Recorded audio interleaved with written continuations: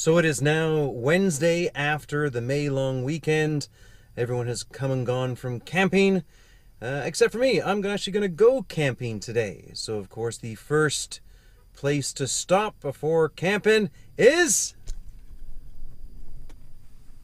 Walmart.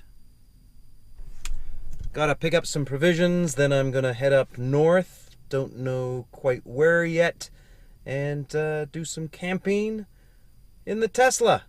Anyway, talk to you real soon on the road. So that has been done. So here I am driving along the Mission Abbotsford, and here we have our police radar crew, and they got that poor chap. There's a $197 fine for speeding. That'll get you. Anyway, so the first stop was Walmart. The second stop was McDonald's, because McDonald's in Canada makes the second best coffee.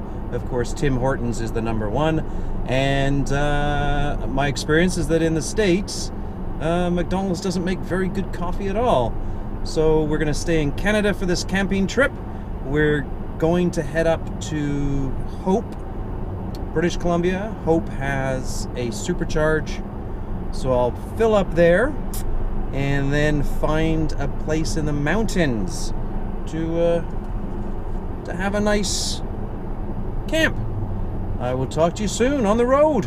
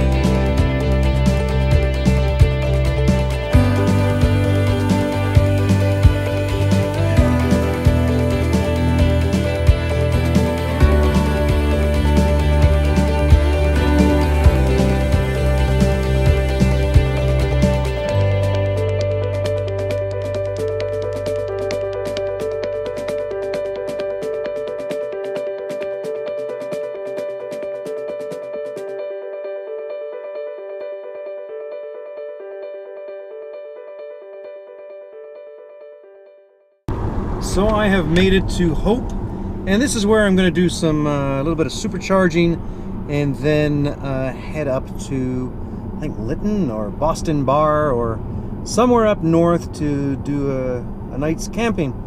So I did do a review of the Hope Supercharger station, but I did it in the winter, and it is now the beginning of the summer, and yeah, it's still as beautiful as it is in the winter, except for here in the summer the trees are beautiful and the grass is cut, and the river is extremely high due to flooding, or the melting of the ice caps on the mountains there. And in the winter here it's cold, very cold. In the summer right now it's 27 degrees Celsius. And the supercharger is just here on the right. We can pull in here. There's 3 there, well, actually 4 there. Look at that. I'm gonna go backwards here. Ass backwards. 4 there, and another 6 here. So there's 10 here in Hope. So I'm just gonna grab some juice, and that's about it.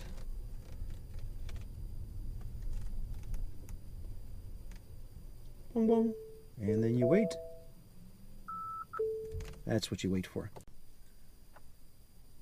So there we are, charging at 493 kilometers an hour, 84 kilowatts. Now it did have 105, I think it started showing as soon as I pulled in, but then it's, of course, it's just put on 30 odd kilometers. So the fuller the battery, the less kilowatts it's gonna. So while I'm waiting, I may as well find a place to camp out. So I went to a free camping near me. Let's see what we got. And free campsites. That's near you. Let's go there. So freecampsites.net. Come on. That looks a little more promising. There you go. I guess you actually have to tap on the search button here at the top. So I think I'm going to stay at this one here. So if you tap it, it says quiet spot at the end of a well-maintained gravel road leading to train tracks. Beautiful views, no trash, plenty of space to camp and make a fire. So if you tap the actual read up on it, or the write up on it, it gives you a little bit more, gives you the location of where it is. So when I tapped on the car to get directions, it didn't hunt locations. So what I had to do was go to my phone, and when I zoomed into this map,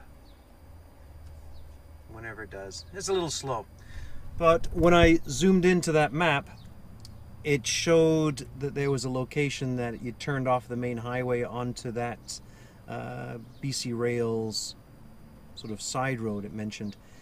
So what I did is I got my Google Maps out, and I sort of followed the route from freecampsites.net onto the phone, and I located where I think that turnoff is. So if we get rid of this and we go here, I'll make this larger. So this is my location now. What I did is I followed it. Let's go like this. I followed it all the way to where the end is. So I went initially to, I think it was Kiefer's, and when I looked at the other net, you can see here that, I'm not sure if you can see really. There you go. Let it load. Come on, Elon. See this little turnoff road, the white road here? This is what I think the little train road is. So we'll give that a try, see where it takes us. Anywhere out in the beautiful BC wilderness would be nice, I can't do crazy roads because I have my 21-inch low-profile turbines on. However, as described here, I think I could handle well-maintained gravel road, because I'll go slow and I'll put her up in very high and I'll inch along, and the whole route will take us about an hour, but who cares? Anyway, let's give that a try and see where it takes us.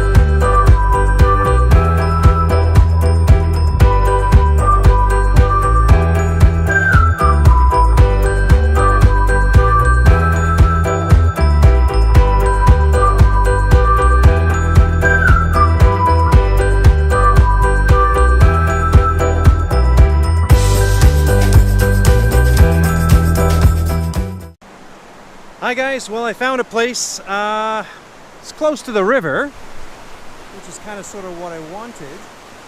However, due to the floods, a lot of the campsites or campgrounds or park areas that are beside this river are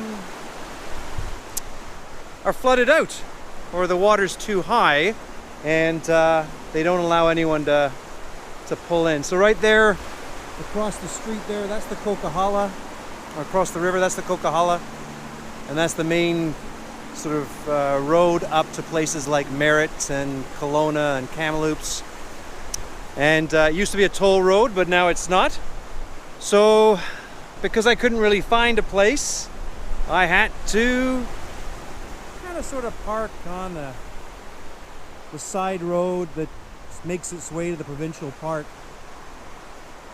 So I got my kettle on, gonna have a cup of coffee, gonna have a salad, a little bit of hummus on a bagel. And for camping, what I got is these little Nescafe 3-in-1s, and they're actually pretty good. Not too sweet and not too milky, and it saves you having to get milk and sugar on your trip. So there's my little setup, portable table and a little chair. I'm going to have a cup of coffee and something to eat and watch the river go by and hope that everyone's okay downstream. Just drove through Merritt, and it's a bit of a disaster there. The lowlands, they're sandbagged. All the trailer parks are all, you know, waist high in sandbags, and the water's just lapping up at those bags. And they're saying that this isn't actually the worst. The worst to come is in about a week from now. So I hope they're all going to be okay. So this is where I'm going to be sleeping, next to the river. I did go to Crappy Tire, also known as Canadian Tire, and I did get a sun shield, more so to protect the oh, I don't know if I like that going on all night.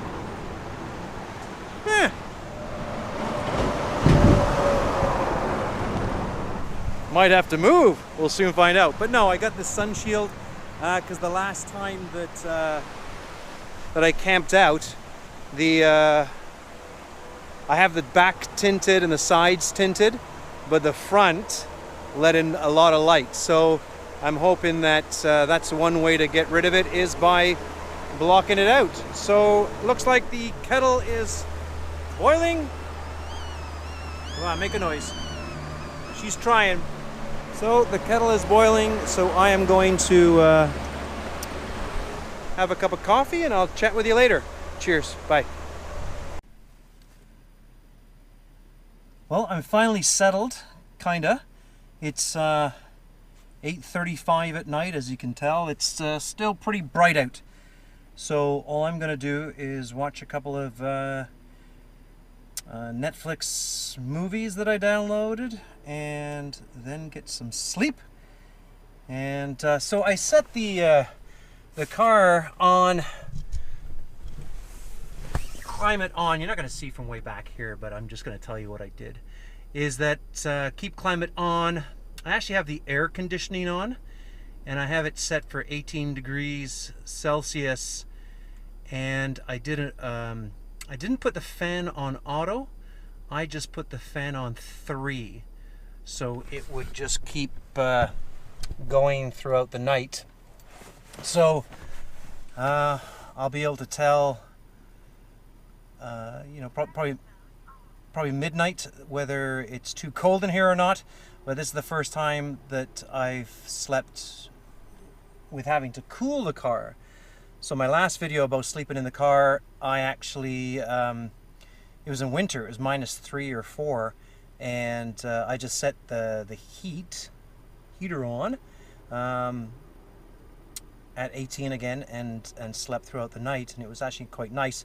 I think I lost 10% battery on it, and at that time was at 18 kilometers. No, that math's all wrong. Don't figure that out. I can't remember. I'd have to watch the video again to find out how much I lost.